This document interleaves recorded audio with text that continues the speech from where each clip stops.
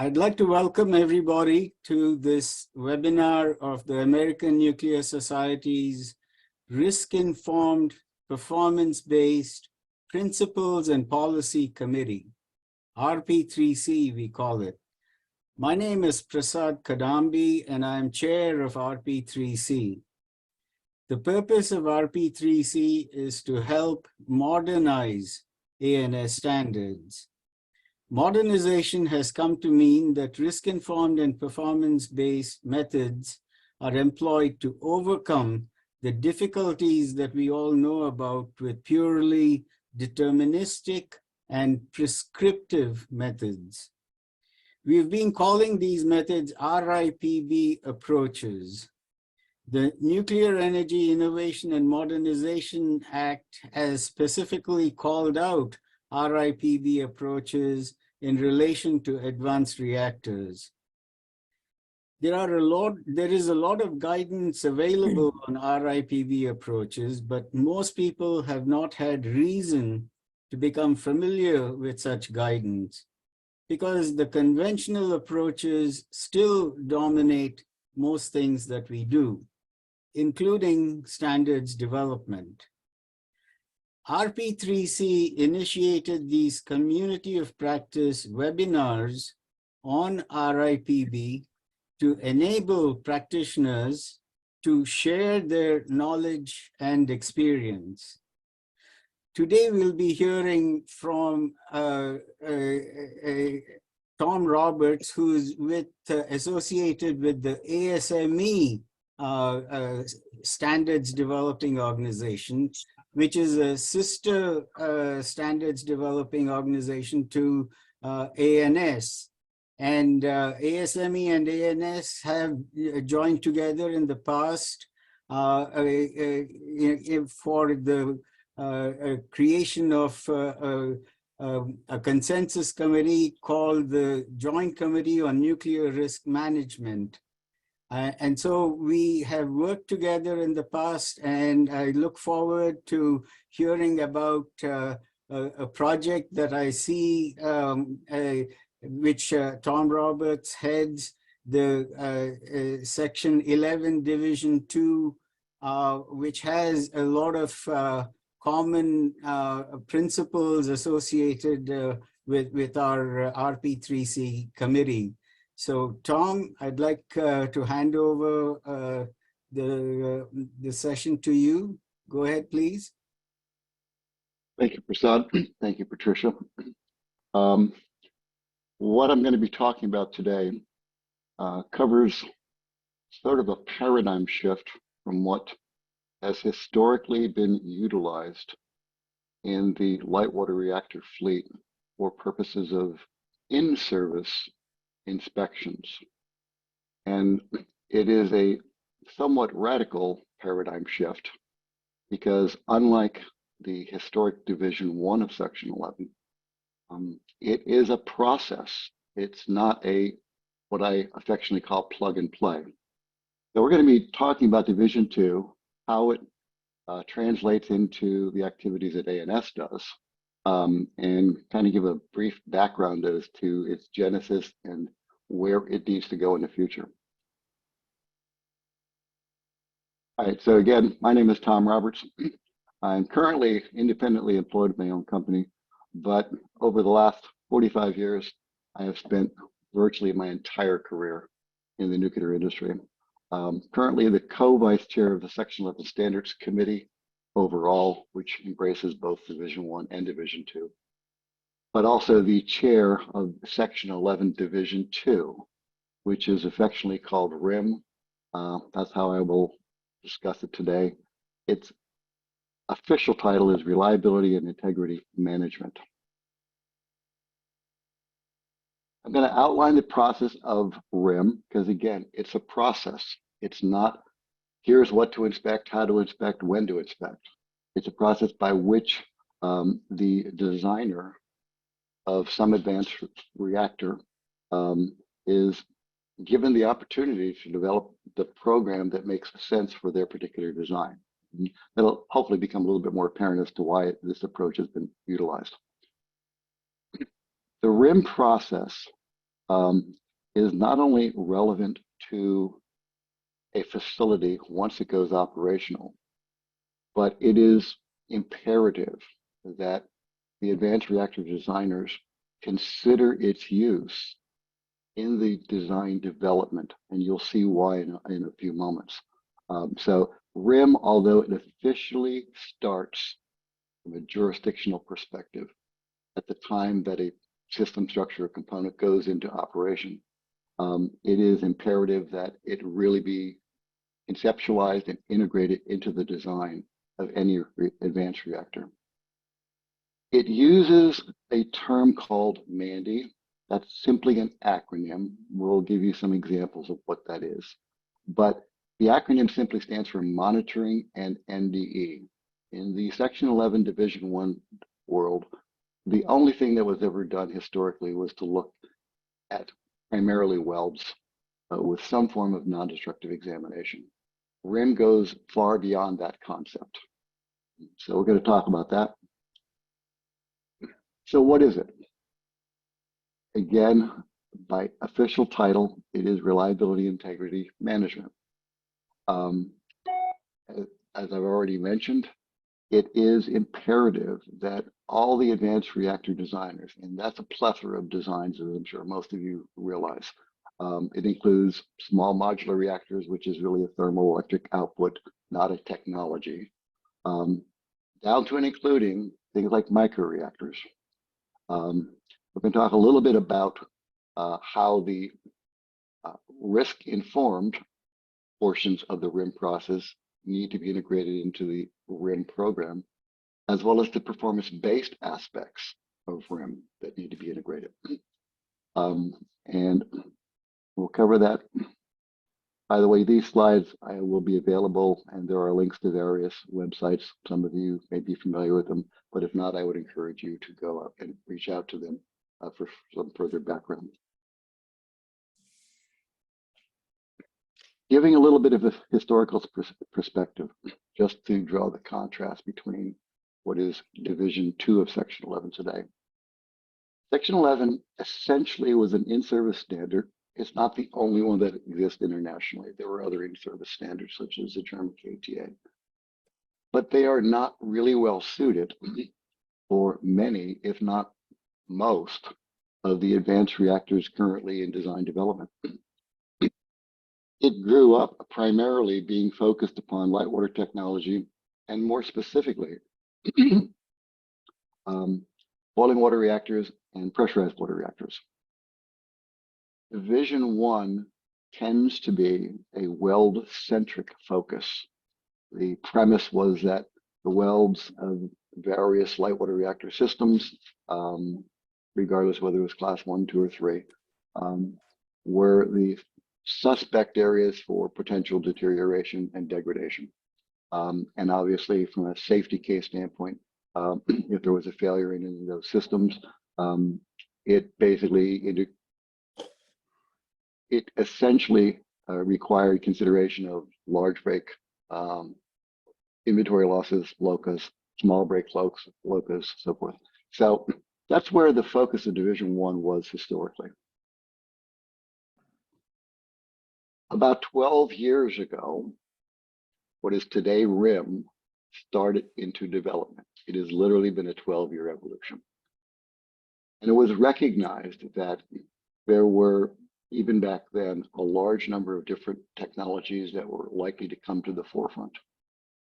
So what Division 2 essentially did was develop a process for establishing the in-service protocols to look for material degradation of various advanced reactors. And in of itself, the RIM process is technology neutral. It can be applied to any reactor design or technology. It can be, and we can cover this later if we have time, it can be established by either deterministic or probabilistic methods. Part of that has to do with what's the technology for a given reactor design. As I mentioned, it requires monitoring as well as NDE, And the term is essentially labeled under Division 2 as MANDI. And as such, the MANDI that is assigned to critical components has to first be determined what are the anticipated degradation mechanisms that are expected to apply to that particular design. A simple example right now, and we'll get into a little bit more details later, is some of the advanced reactor designs will likely be expected to operate in the creep regime. So if creep is a credible phenomenon that can be expected during the operational life, then one has to establish MANDI, i.e. monitoring and NDE, to look for creep. And I use that example because creep doesn't manifest itself solely and exclusively at welds. So again, there's this whole philosophical shift to the use of Division 2. Let me go on here.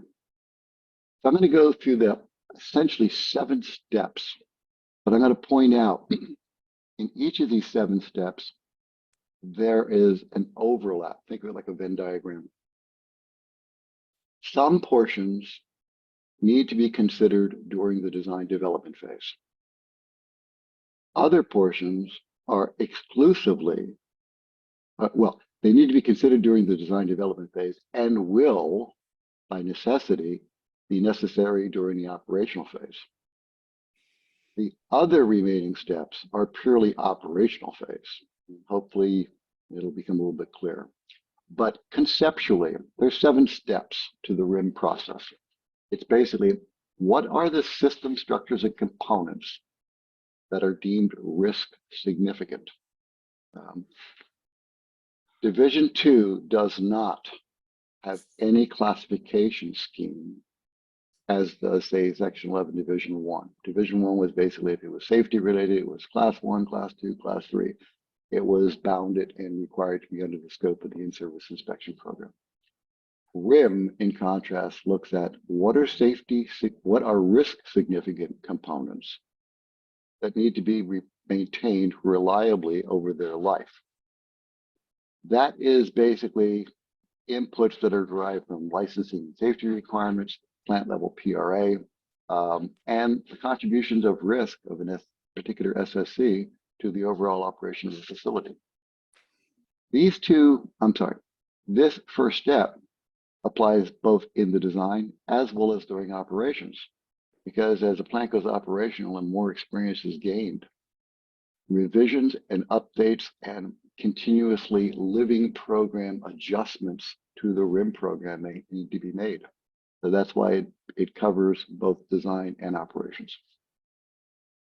During the design phase, it's imperative to consider what are the degradation mechanisms that might apply to a particular design. A molten salt reactor with a relatively high corrosive coolant medium does not have the same degradation mechanism as, say, an advanced light water reactor, where basically you have distilled water for all practical purposes as the coolant medium. So the degradation mechanism assessment really needs to be considered during the design development, again, for a particular design. Once those degradation mechanisms are established and determined to be relevant to a particular design, then the next step is what contribution from a specific SSC would contribute to the reliability value that could, quote, cause a perturbation to the plant, or worst case, an accident to the plant. Again, these first 3 steps are all necessary to consider during the design development. What RIM uses is what's called a reliability target value. It is the numerical contribution of a specific SSC to the overall plant reliability value. And again, the plant reliability values are predicated upon what are the safety cases, what are the licensing requirements, and what is the overall required level of reliability that must be maintained to assure safe operations. Once you have these three major components, then it's a matter for the designer to basically say, how do I go about looking for the anticipated degradation mechanisms of concern for my particular design? The two things that are very different, there's many things that are different, but two principal things that are different in the RIM process is that the RIM process requires two expert panels. One is called the Reliability Integrity Management Expert Panel. The other is called the MANDI Expert Panel. And between the two, these four steps are necessary to establish the program that ultimately will be used for the ongoing monitoring of an SSC during plant life. Okay, with any PRA, with any assignment of MANDI that may have little or no historical foundation, there will be uncertainties. There's uncertainties in PRAs. There's uncertainties in the assignment of various inspection and monitoring technology. I'm not going to get into the deep dive here, but things like, if you think of traditional non-destructive examination, there's what's called a probability of detection. It's not 100%. It depends on what's being looked for, the nature of the NDE method that's being used. The analogous relationship to that probability of detection is a factor that needs to be considered in establishing the reliability target that we just discussed. These have to be fed back into the overall model for the program. So both PRA and MANDI uncertainties, the RIM process describes, need to be accounted for and adjustments made if necessary. Okay, then we get into the quote, and this is true during operations as well. If I have a degradation mechanism that I didn't anticipate or prematurely occurs before its anticipated arrival, I need to go back and reconsider. Do I need to do additional types of MANDI? Maybe I need to do more frequent forms of MANDI that's assigned, or augment different criteria. The last two is basically, I now have a program. It is basically ready for prime time use. But during operations, there will be gained operating experience that I need to integrate back into that program. A simple way of describing the RIM process for the unfamiliar is that it is an ongoing aging management program that is adjusted as necessary over the life of the operation of the facility.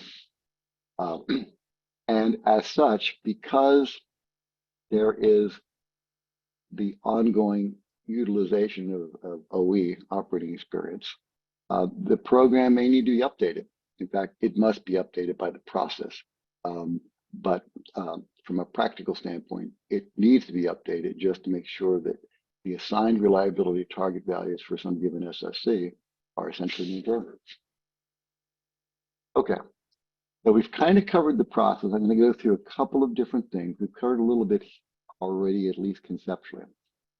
Any SSC that could affect plant reliability is required to be scoped into the RIM program. There's no exceptions. That might include things that by current licensing protocols, not LNP, might have otherwise been considered non-safety related. And the classic example that I use to make it simple for those who have light water reactor technology experience or background is on a pressurized water reactor, feed water systems outboard of the containment isolation valve are classified non-safety related. Yet if I lose the feed water pump, the check valve, the regulating valve, or the piping up to the first containment isolation valve, I have a low-level water trip on a steam generator and therefore a reactor trip. Those are the kinds of paradigm shifts that RIM basically attempts to address. If I have an SSC, regardless what it was built to, regardless of what classification may have had during construction, there is no classification once it goes into operation under the RIM program. It is whether the SSC is or is not a contributor to risk and what that contribution of risk might be in terms of overall plant reliability. That's kind of what I was trying to highlight here in the second bullet. In contrast, Section 11, Division 1 has always been, if I had a class 1, 2, or 3 constructed SSC, that's how it became classified primarily under Section 11, Division 1. And each of the class 1, class 2, class 3 criteria under Division 1 had a graded approach of what you looked at, how often you looked at it, and why you looked at it. That is not the case whatsoever. It's probably one of the most huge paradigm shifts that exists within the RIM concept. The classification guidance itself of SSCs is really outside the scope of RIM. That's not the purview of the Boiler Pressure Vessel Code. But it uses, as is many advanced reactor designers are currently employing, a guidance for SSC determination under NEI 1804. And includes non-safety related items with special treatment, which kind of goes back to the example I used with respect to the feed water piping system outboard of a PWR light water reactor. Okay, probably 1804. We're not going to do a deep dive in 1804, but basically, if you look at risk, which is the probability of event and the consequences of that event, 1804 already integrates much of the consideration that are embedded in the RIM process. Passive and active components have to perform a safety function. And this SSC reliability has to be considered in the prevention of events. Performance targets, think of that as the term RIM uses as a reliability target, must be set for SSCs. And inspections and monitoring, think of that as MANDI, needs to be performance-based, demonstrated to assure that over the life of an operating facility, that these components will do what they're expected to do. In terms of, quote, the PRA aspect, fundamentally it's broken down into, you have a failure consequence curve. The objective from a design and operational standpoint would be to keep all events in the anticipated operational event regime. Then you get into the design-based events, and then you get beyond design-based events. Nothing new about that, but basically the objective is you set a reliability target for some SSC to keep anything that is anticipated to occur up in this region. Okay, so as I mentioned, RIM really need to be considered during initial design and assigned to, MANDI needs to be assigned to risk significant components that are scoped into the program. That determination is made by the RIM required process expert panel called the RIM expert panel. And the RIM expert panel basically uses standard PRA criteria. I won't say standard. There's advanced non-light water reactor standards that exist, like ANS ASME 1.4, I believe it is, for that non-light water reactor technology. But it also applies to passive components, and at least traditionally in the light water world, passive components were not individually considered or modeled other than what they might add to a contributing event that was already considered. So that's the subtly but important difference under the RIM process. But a relative risk ranking needs to be assigned. That's what RIM calls a reliability target value to each SSC. For those of you who may be familiar with it, wonderful, but if not, there's a link to work that's being done currently by Idaho National Labs, which kind of gives a much more, this is taken from the INL report, gives a much more detailed breakout of how to go about assigning the reliability target value for risk significant SSCs. The crux of the program rests upon a credible reliability target assigned to the SSC so that it will perform its function over the expected life cycle of the SSC. And more specifically, not challenge plant safety operations or reduce overall plant or system reliability criteria.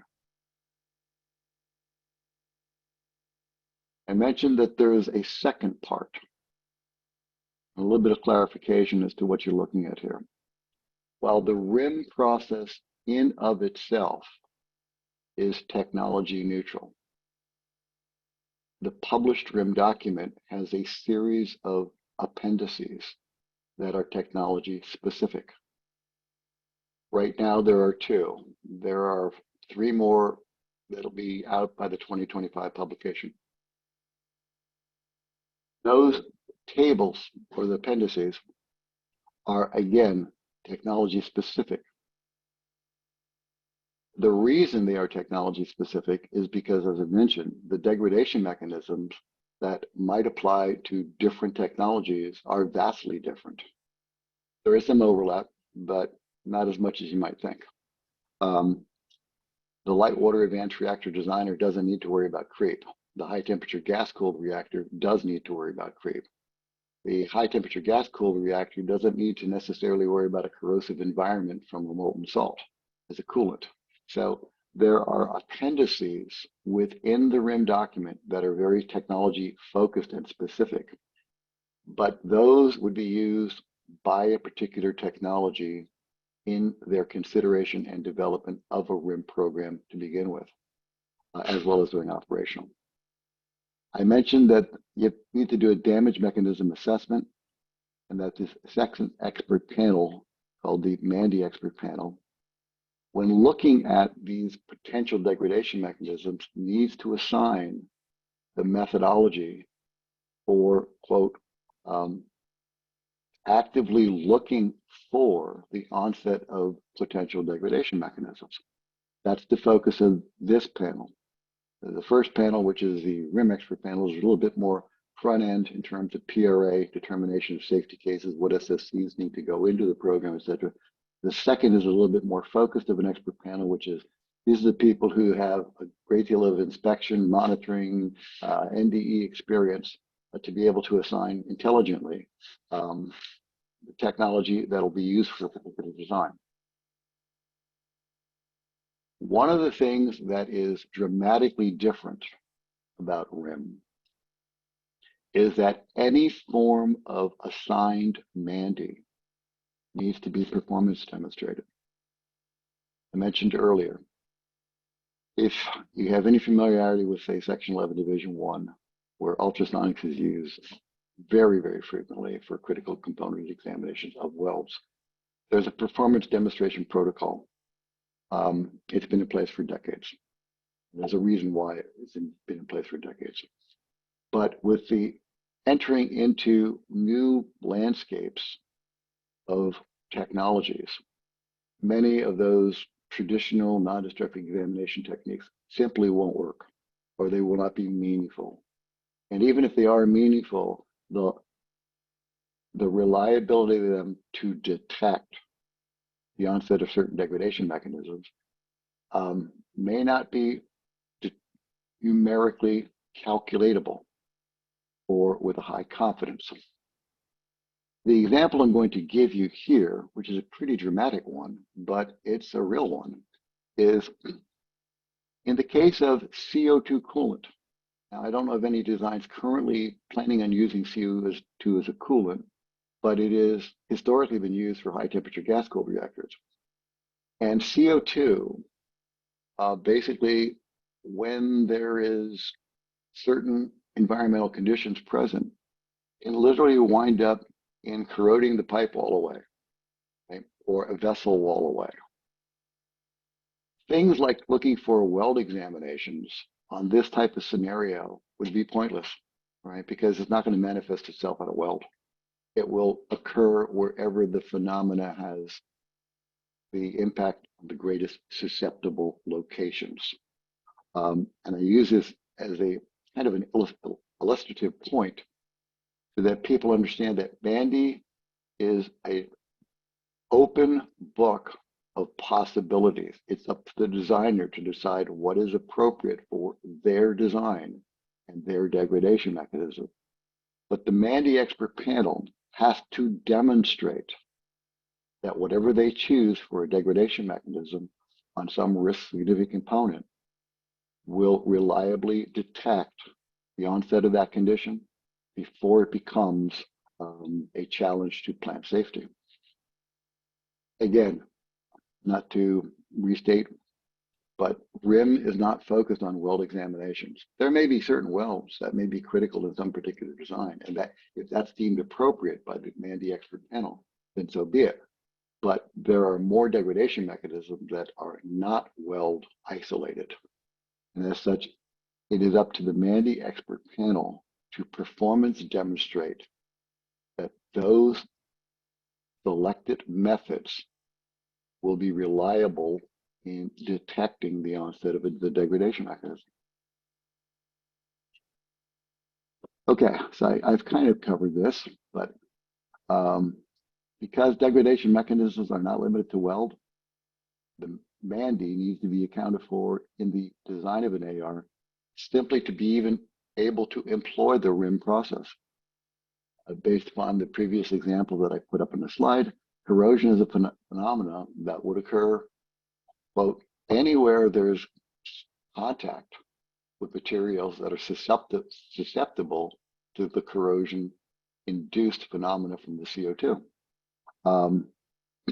So one method might be, and this is not prescribed by RIM, but one method might be is that I design my system with various transducers along various surfaces that are seeing the CO2 environment, right?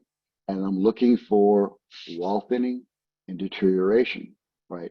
As an ongoing continuous monitoring protocol, as opposed to I shut down every 6 months, every 18 months, 24 months, whenever, and go do some sort of inspections. RIM does not establish the frequency for Mandy. It's up to the two expert panels to make that determination, to decide what is appropriate, again, for their particular design. So, again, once you start getting into this broader array of potential assignments of Mandy technology, it's imperative that that be demonstrated to be suitable for the design. Okay, I've already mentioned this. It's an ongoing living program. Think of it as an ongoing aging management program. The periodicity for Mandy is based upon the SSCs that are scoped into the program, the active degradation mechanisms that apply to that component, required reliability target values that are assigned to that SSC in terms of its risk contribution, and then, of course, operating conditions, which will vary all over the board depending on the particular design. As operating experience is gained, the RIM program must be updated. That is part of the process. It's a requirement. And therefore, RIM in itself can be thought of as an ongoing aging management program. The advanced reactor designers need to think about their design. The benefit of the RIM is that the control of what they will eventually need to deal with in terms of an operational cycle is rests in their hands. But it's a different approach than historically has been used in the light water reactor technology, where Section 11 basically, you had a PWR, BWR, you went operational, here's what I inspected, here's how often I inspected, here's how I inspected it. That's not the case with RIM.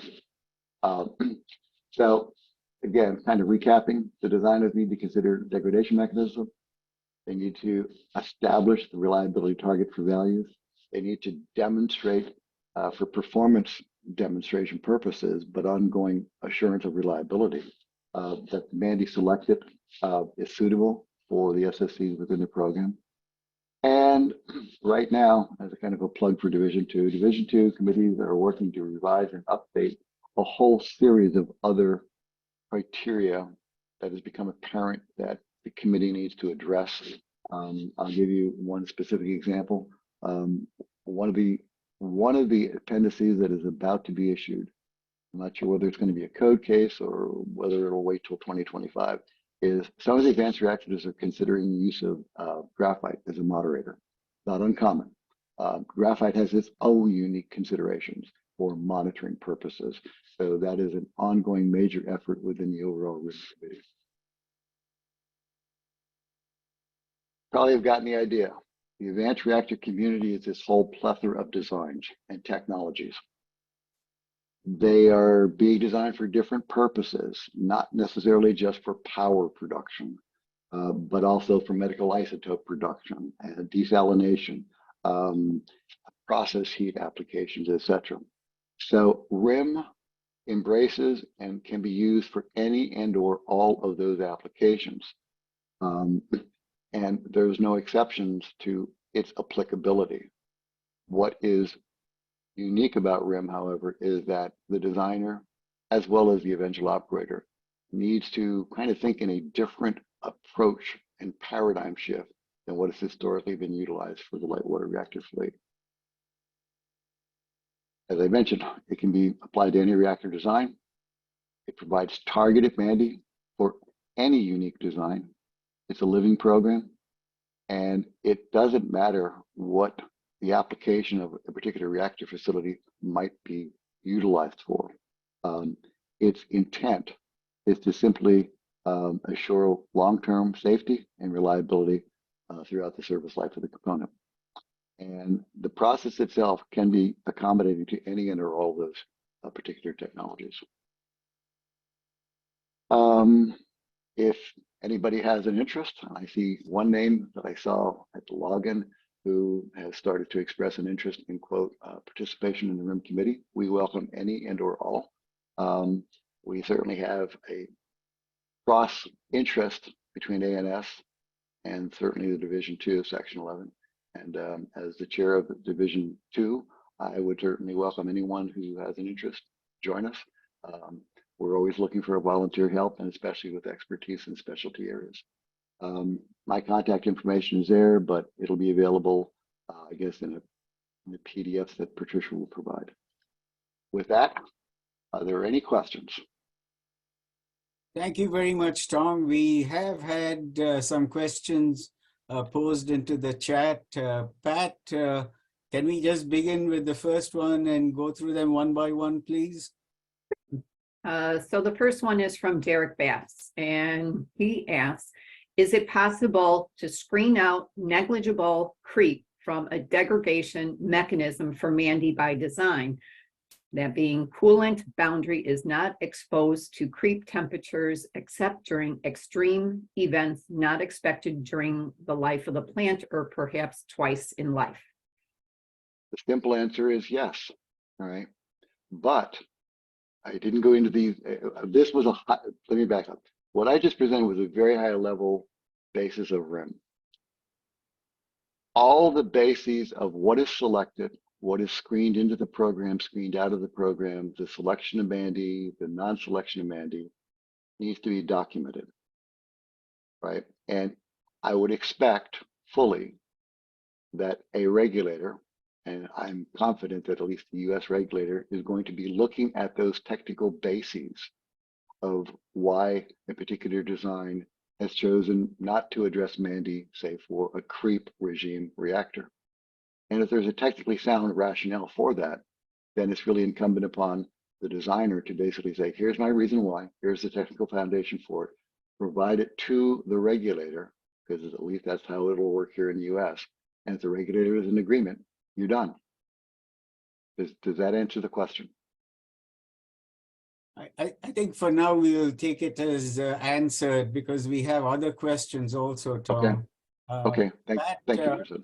Can you go ahead with the second one, please? Yeah, this question is from Greg Hudson, and he had said, point of clarification, what is your definition of plant system component reliability? Okay, we could spend the next 3 weeks in this one, so we're not going to. What I would encourage you, there's a reference in the slides that basically shows the interrelationship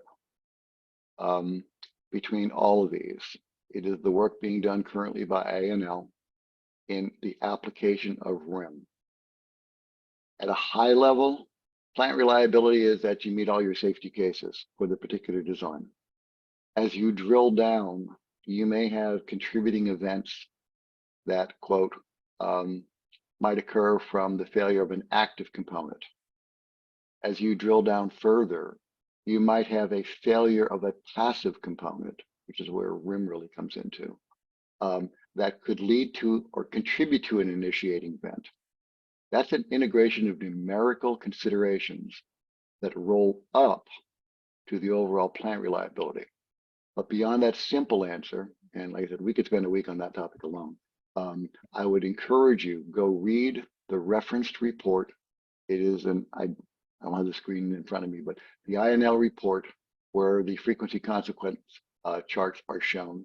And that is a public domain available document. Simply download it, and I would encourage you to read that.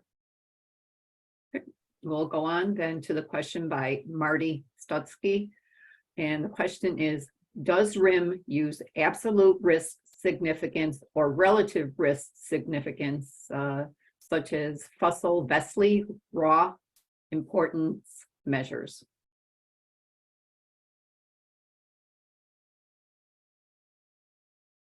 Okay, so I'm going to digress for a moment here. The answer is it depends. And I'm not trying to be evasive, trust me. Early on in the presentation, I said that RIM could be, a RIM program could be developed deterministically or probabilistically, and it depended on the design. Let me elaborate upon that to help answer the question, which may sound evasive, like it could be. The answer to the question is, yeah, depending on what you want to do.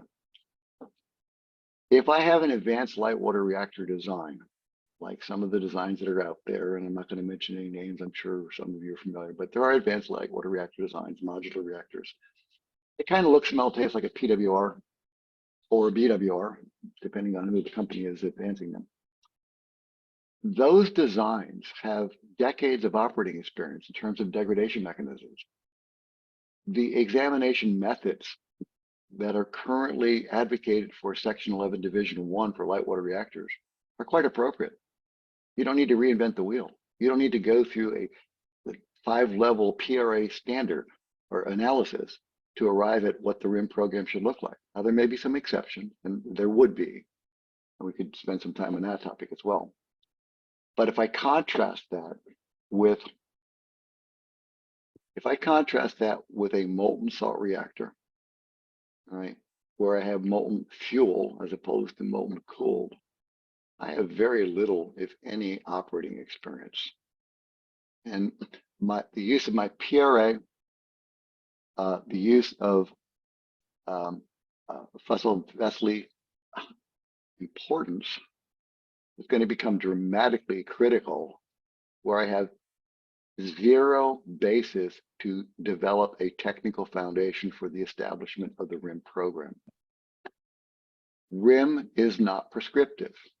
RIM provides the latitude for any and or all designs, and the level of PRA assessment, the level of MANDI assignments, the confidence levels of the PRA, the confidence the confidence levels for PRA in terms of uncertainties, the confidence levels for assigned MANDI is largely going to depend upon what is the technology involved and what operating experience, even if it's outside the nuclear industry, can be used to develop a credible basis for foundations of the RIM program. I know that's a little evasive, but again, RIM covers the waterfront.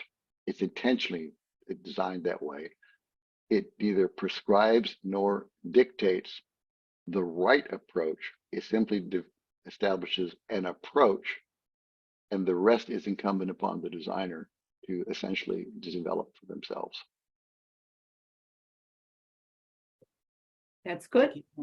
Go ahead, Pat. Okay, we have 2 questions from Rob Hayes. I think they're relatively short. The answer might not be, but I'll go for both. First question is, are any vendors currently using this? And if so, can you speak to their assessments? The second one would be, is there any reason this could not be used for fission, batteries, and microreactors? So I'll answer the second question first. Yes, it could be used for microreactors.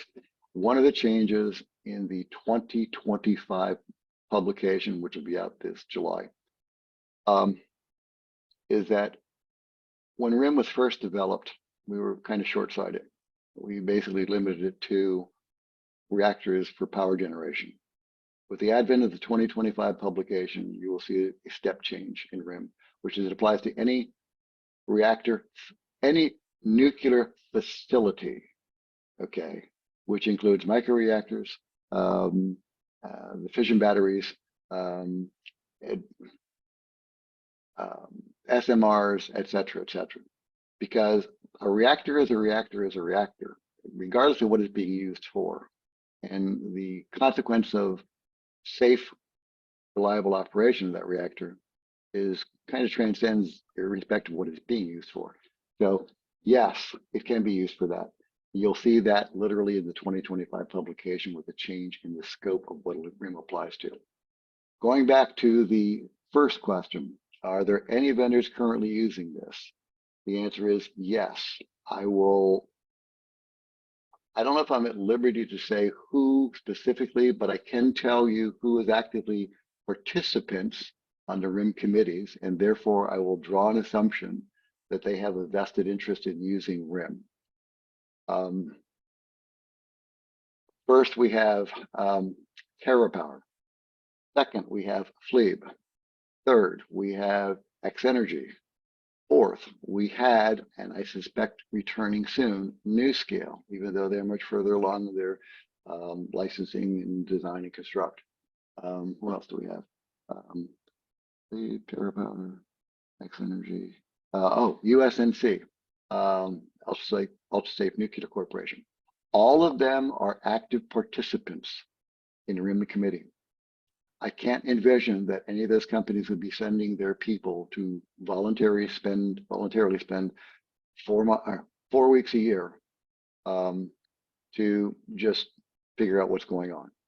So I can't speak to any one of them as to where they stand in terms of the development of the RIM programs. Anecdotally, I do know that some of them are moving along in that direction, and that's probably the most I can share because the rest is basically, business proprietary information. Okay, we'll go to the last question right now, which is from Derek Bass. He asked if you can clarify what safety classifications are in scope of RIM. Again, I'm going to recommend that you go back to, because this I do know that most advanced reactor designers right now, at least domestically, are using I don't even want to call them safety classifications, because the term safety classification has its own terms that is difficult to understand sometimes when you came out of the light water reactor world. But NEI 1804 has a fairly robust protocol. The US NRC, I'm confident, has embraced the use of 1804 as of a classification structure to determine what are risk significant SSCs within, well, not within a RIM program, but just risk significant SSCs.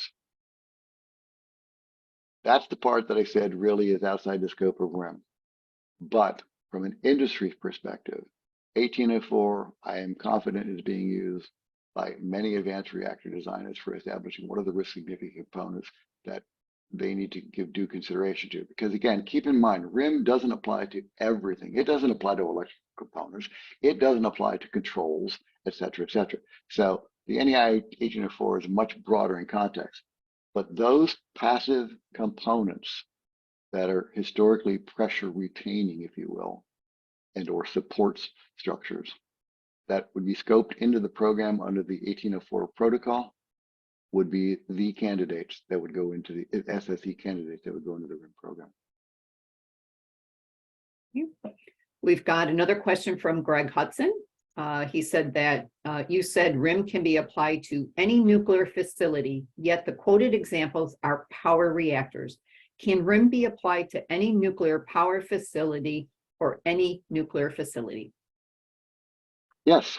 And the reason this came about, and I can just because I'm not saying anything that's proprietary. The reason this came about, and why we changed the scope of RIM for 2025 publications, we had an active designer who was attending the RIM meetings, and they made a presentation on their design. And at the conclusion, and I'll say who that was. It was Fleib or Fleib. I'm not sure which way it's pronounced. At the conclusion of their presentation, a number of people, including myself, asked, why would anybody want to buy a 1 megawatt reactor?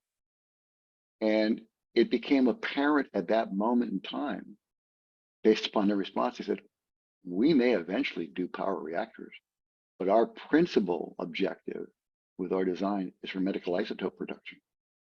So the bottom line is the reason RIM changed its scope to be other than power reactors, which again, you won't see until the 2025 publication of RIM. I'm sorry, 2023, another couple months, the new edition of RIM will be out and you will see a whole scope change. It includes things like process heat, medical isotope production, desalination, etc. So to answer the question, yes, and the 2023 publication, the next publication of RIM, will clarify that. But to answer the question directly, can it be applied to anything other than a power reactor? Absolutely. Dennis Henneke is on and he wanted to know if he can ask a question verbally. Yes, Dennis, please go ahead. Yeah, thanks, Prasad. I'm mobile, so my question isn't as simple as I can type with my thumb very quickly. So, yeah, Tom, Dennis Henneke here with Hitachi. I'm also the one of the chairs, ANS chair for JCNRM. And we've been following RIM, and Rick Ranton is the other chair for JCNRM, has been keeping us up to date along with Pamela Nelson.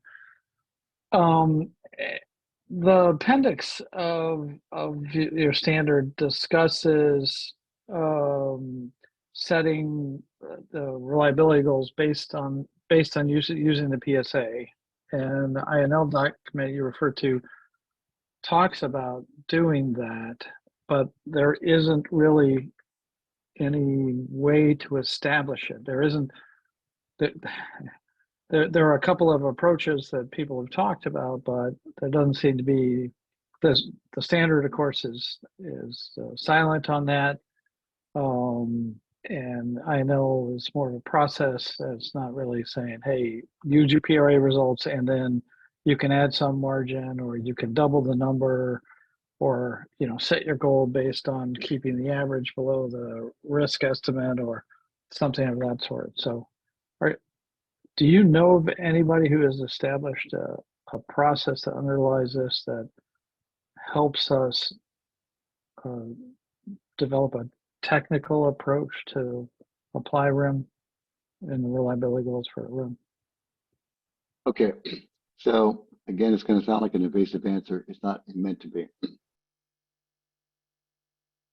RIM by design does not set a protocol, as I'm sure you are well aware. You could establish a reliability target, go to reliability 101 engineering, and come up with 10 different ways, and they might all be acceptable. But if you ask the question, what's the industry consensus way if we're doing it for application of RIM, it doesn't presently exist. Now, that's not because we don't want to, but that's really more in the realm of JCRM to develop. RIM is an in-service inspection, if you will, charter. We have engaged with several organizations, including INL. We have engaged with groups like EPRI. We have engaged with groups like the Japanese Society of Mechanical Engineers, who've just recently published a paper of how to go about, quote, establishing a specific reliability target value for a given SFC. The goal would be is that when we have a consensus between several different approaches being developed, we probably will never make it a mandatory criteria within RIM, but provide it as a non-mandatory appendix. To that end, Dennis, I would encourage you, and I know we have one person who was on this call, who just recently joined RIM. Where did he go? If you mean me, I'm still here. It's Bob Youngblood. Yeah, I believe Bob is a member of this committee, if I remember correctly. Yes. And we are looking for people to support the RIM development. This isn't a pipe dream. The NRC has already accepted the use of RIM, right? They've already endorsed it. It's in Reg Guide 1.246. They recognize that this is a work in progress.